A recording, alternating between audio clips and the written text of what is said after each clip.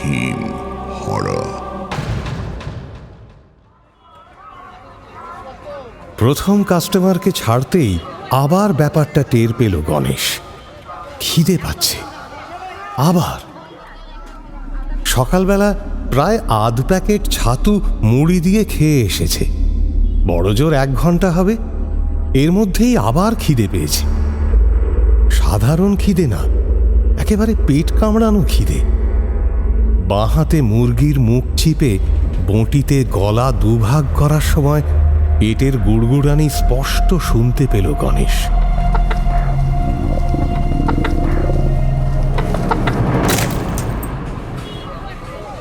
বঁটি শুইয়ে নেমে এলো দোকান ছেড়ে। পাশের রুটির দোকানে 4টে রুটি দিতে বলে ঘাড়ের গামছায় হাত মুখ মুছে বসল গণেশ দা। খেতে খেতে কখন 10টা রুটি খেয়ে ফেলেছে ও বুঝতে পারেনি। হুঁশ ফিরল দোকানের ছেলেটার গলায়। ও গনুদা, তোমার কি হয়েছে বলো দেখি? না বাকি রেখেছে বলে বলছিনি, কিছুদিন ধরে এরকম খাই খাই করছো কেন? উত্তর দিতে পারে না গণেশ। দোকানে যখন ফিরে আসে তখন কিছু খদ্দের হাতছাড়া হয়ে গেছে। তার মানে আজকেও পসার ঠিক জমবে না। ইদানিং এলাকার লোক সন্ধেবেলা বিশেষ বাজারে আসছে না। কিছুদিন আগেই একটা স্থানীয় মেয়ে ধর্ষণ খুন হয়েছে এই পাড়ায়। তাই সকালের বাজারই ভরসা। ফের মুখঝামটা শুনতে হবে বাড়ি গিয়ে। বউয়ের সঙ্গে কিছুদিন যাবৎ ঝামেলা লেগেই আছে গণেশের। সমস্যা এই খিদে। সময় অসময় ভীষণ খিদে পাচ্ছে গণেশের। একবার খিদে পেলে খাওয়া ছাড়া আর কোনো গতি নেই। পেটের ভেতরের উথাল পাথাল ছড়িয়ে পড়ছে গোটা শরীরে। এক জায়গায় বসা যাচ্ছে না। এই সেদিন নতুন বিস্কুটের প্যাকেটটা ভেঙেছিল মঙ্গলা। পরশু রাতে পুরো কৌটোটা ফাঁকা করে দিয়েছে গণেশ। সকালে উঠে সে কি নোংরা ঝামেলা! এ কি লজ্জা করে না তোর? এক রাতে পুরো প্যাকেট ছাপড়ে দিলি? বলি তোর বাপের কটা আরত আছে শুনি? গণেশও শুনিয়ে দিয়েছে। এই বাপ তুলবি নি মঙ্গলা, তুই মেয়েটেই নষ্ট। দুমুটো খেয়েছি কিনা তা নিয়ে আবার এত কথা। কথা কাটাকাটি পৌঁছেছিল গায়ে হাত তোলা পর্যন্ত। তারপর থেকে গণেশের কথা নেই বউয়ের সাথে। এসব ভাবতে ভাবতে গণেশ খেয়াল করল দুঃস্বপ্নের মতো আবার ফিরে আসছে খিদেটা। সাথে ফিরে আসছে একটা অস্পষ্ট ছবি, একটা রাতের ছবি, যে রাত থেকে তার শরীরে বাসা বেঁধেছে এই রাক্ষসে খিদে।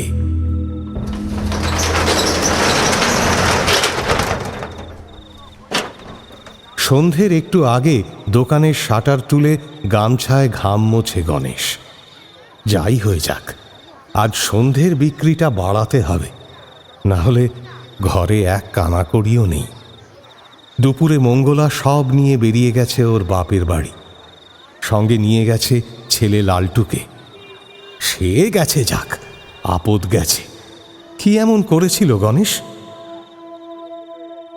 দুপুরে খেতে বসে নিজের পাতের ডাল ভাত আর চারাপোনার ঝোল কখন শেষ হয়ে গেছে টেরই পায়নি। তখনও অর্ধেক পেটও ভরেনি গণেশের। পাশে বসে লালটু তখন ওর মাছের পিসটাকে থালায় ডিগবাজি খাওয়াচ্ছে। থাকতে না পেরে গণেশ এক নিমেষে মাছের পিসটা চালান করে দেয় মুখে। সাথে ছেলের পাতের দুমুঠো সাদা ভাত। সমস্যা বাঁধল তার পরে। হারামজাদা ছেলে এমন কান্না জুড়ল, মঙ্গলা দৌড়ে এলো রান্নাঘর থেকে। ওরে তুই কেমন বাপরে? ছেলেটার মুখের মাছ কেটে নিলি তুই? তোর মরণ হয় না কেন? তোর এত খিদে? নে নে আমার পাতের সব খা। এই নে তুই খেয়ে নে সব। তাতে যদি তোর মরণ খিদে জুড়ো, এই নে খা। বলে ওর সামনে নিজের খাবারের থালাটা ছুঁড়ে দিয়েছিল মঙ্গলা। প্রথমে গণেশের ইচ্ছে করছিল চুলের মুঠি ধরে দুটো ঠাসিয়ে দিতে, কিন্তু থালার দিকে চোখ পড়তেই আবার পেট মুচড়ে ফিরে এলো খিদেটা। থালাটার ওপর ঝাঁপিয়ে পড়েছিল গণেশ। আর দাঁড়ায়নি মঙ্গলা। পোটলা বেঁধে ঘরে যেটুকু টাকা ছিল সব নিয়ে বেরিয়ে পড়েছে। সঙ্গে নিয়ে গেছে ছেলেটাকে। এসব যখন হচ্ছে তখন থালা চাটছে গণেশ। আটকাতে পারেনি ওদের। বাদ সেধেছিল লালটুর ভয় পাওয়া চোখ দুটো। ওর ছেলের চোখে অদ্ভুত এক অবিশ্বাস আর ঘৃণা দেখতে পেয়েছিল গণেশ।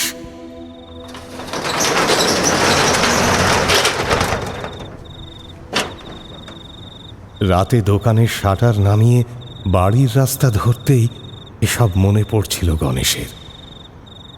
সন্ধেবেলাও বিশেষ বিক্রি হয়নি। বারবার খিদে পাওয়ায় দোকান ছেড়ে বেরোতে হয়েছে ওকে। কাস্টমারের টাকাও প্রায়ই মারে, কিন্তু সরাসরি চুরি আজ প্রথমবার করেছে ও।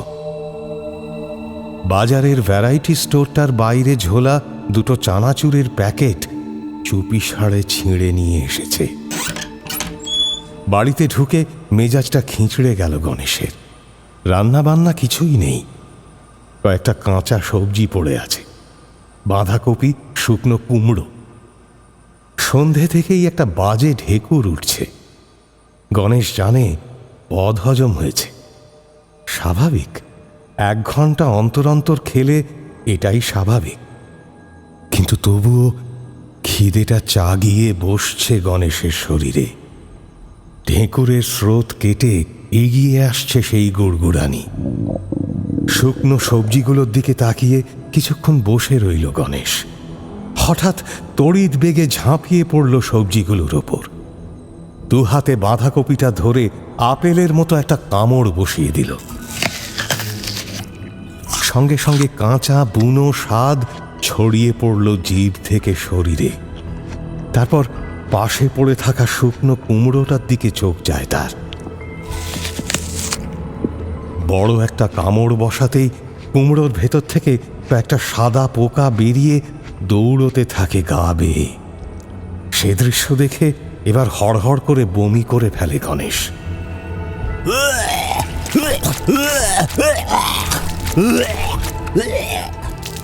পাশের বাড়ির মধুদা বাজারে ফুল বিক্রি করে। প্রতিদিন ভোরে উঠতে হয়। গণেশের বাড়ি থেকে চিৎকার আসা নিত্যদিনের ব্যাপার। তবে আজকের আওয়াজটা একটু অন্যরকম লাগতে গণেশের জানলায় ধাক্কা দেন মধুদা। পাল্লা খুলে যায়। ভেতরের দৃশ্য দেখে বমি পেয়ে যায় প্রৌঢ়ে। এক মাটি বমির মাঝখানে বসে আছে গণেশ। 2 হাতে ভর দিয়ে সেই বমি মাঝে মাঝে চেটে চেটে খাচ্ছে, আবার বমি করে ফেলছে।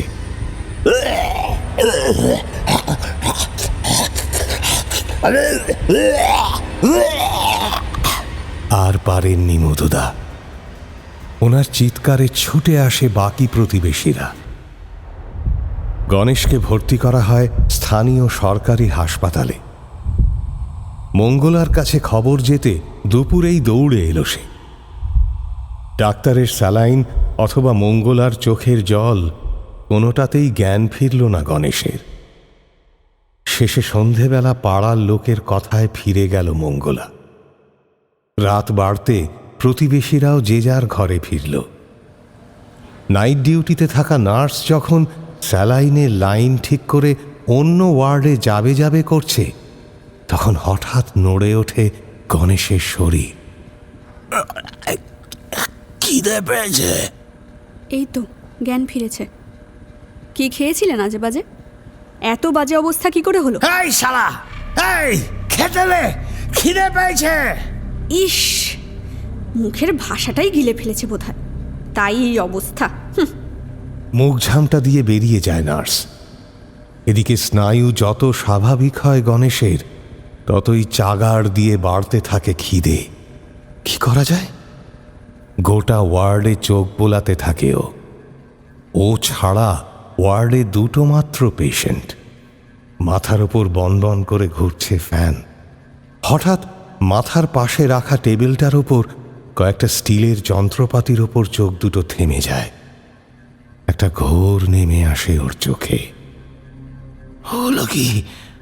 আরে অ্যালুমিনিয়ামের রাংতার মতো লাগছে না? ড্রামস্টিক না কি যেন বলে বেশ।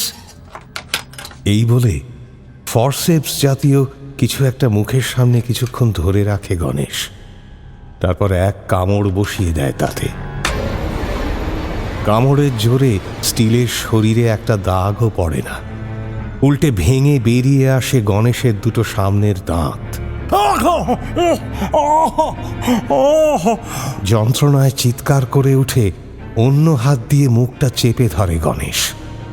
টান লাগায় খুলে যায় স্যালাইনের লাইন, ফিনকি দিয়ে রক্ত বেরিয়ে আসে। চিৎকার শুনে ফিরে আসে নার্স। এ কি হয়েছে? আপনি এটা কি করছেন? কিন্তু এ কাকে দেখছে গণেশ? এ তো সেই নার্স নয়, এ তো কয়েকদিন আগের খুন হওয়া মেয়েটা। এ তো মারা গেছে, বলা ভালো মেরে দিয়েছে গণেশ, না হলে যে জানাজানি হয়ে যেত। সন্ধেবেলা দোকানে বসেই দুপাত্র খেয়ে নিয়েছিল গণেশ। রাতে যখন শাটার ফেলছে, মেয়েটা পাশের রুটির দোকানে খাবার কিনতে এসেছিল। পাড়ারই মেয়ে, কোনো একটা প্রাইভেট কোম্পানিতে চাকরি করে। 2 সপ্তাহ অন্তর ওর কাছ থেকে মাংস কিনে নিয়ে যেত মেয়েটা। রুটি শেষ হয়ে গেছে বলতে অনেক অনুরোধ করে মেয়েটা। প্লিজ রতনদা, আজ খুব ক্লান্ত, 2টো রুটি করে দাও না, বেশি দাম নিয়ে না হয়, খুব খিদে পেয়েছে। এর বেশি কিছু শোনেনি গণেশ। দোকান থেকে একটু দূরে গিয়ে একটা ঝোপে অপেক্ষা করছিল। লাইনে কাজ হওয়ায় সেদিন লোডশেডিং ছিল, আর তাতেই সুবিধে হয়েছিল গণেশের। মিনিট 5 কাজটা হয়ে গিয়েছিল। প্রথমেই থানিট দিয়ে ঘাড়ে মেরে অজ্ঞান করে নেওয়া, ব্যাস। তারপর তো সোজা কাজ। গণেশের স্বভাব আছে, আগের 2 এলাকা থেকে, এই কারণেই তো সে পালিয়েছে। কাজ শেষ করে যখন ইটটা দিয়ে মুখটা থেঁতলে দিতে যাবে, তখন মেয়েটা বিড়বিড় করেছিল, একটু জল, তেষ্টা পেয়েছে, জল, একটু জল। সেই আওয়াজ ফিরে এলো আবার। সামনে দাঁড়ানো নার্সটা এখন তার দিকে তাকিয়ে বলছে, তেষ্টা পাইনি তোমার? তেষ্টা? গলা শুকিয়ে যাচ্ছে না? দাঁতের গুঁড়ো আর স্টিল মুখে নিয়ে খেয়াল হলো গণেশের, সত্যি তেষ্টা পাচ্ছে। বাঁ হাতের কবজিটা ঠোঁটের সামনে ধরল। ফিনকি দিয়ে বেরিয়ে আসা রক্ত তেষ্টা জুড়োতেই ভীষণ ভয় পেয়ে গেল গণেশ। তুই যা এখান থেকে, যা, তুই তো মরে গেছিস। হাসপাতালের কর্মচারীরা চিৎকারে দৌড়ে এসে যে দৃশ্যটা দেখল, তা খানিকটা এরকম। গণেশ পাশে রাখা সমস্ত যন্ত্রপাতি ছুঁড়ছে একটা দেওয়ালের দিকে। ওর দিকে তাকিয়ে থরথর করে কাঁপছে 2টো পেশেন্ট আর নার্স। ওদিকে জিনিসপত্র ছুঁড়তে ছুঁড়তে হঠাৎ খেয়াল হলো গণেশের, সমস্ত ভয় যন্ত্রণাকে পাশ কাটিয়ে আর একবার দানা বাঁধছে সেই খিদে। ও চিৎকার করে উঠল, না! শেষমেশ ওর চোখ গেল ওর পেটের কাছে বিশেষ একটা জায়গায়। এইখানেই হাত দিয়ে বাধা দেওয়ার চেষ্টা করেছিল মেয়েটা। বেশ নধর মাংস বলতে হবে ওর। জুলজুলে চোখে নিজের পেটের দিকে কিছুক্ষণ তাকিয়ে থেকে ঘাড় বেঁকিয়ে হঠাৎ সেই জায়গায় প্রচণ্ড একটা কামড় বসিয়ে দিল গণেশ। মাংসে বিঁধে আলাদা হয়ে গেল কটি দাঁত।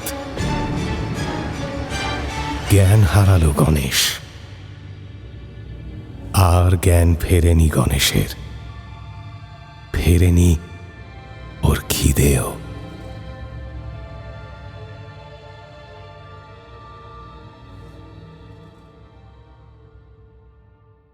হাড়হিম হরর আপনারা শুনতে পারেন এক্সক্লুসিভলি মির্চি বাংলার ইউটিউব চ্যানেল এবং গানা অ্যাপে।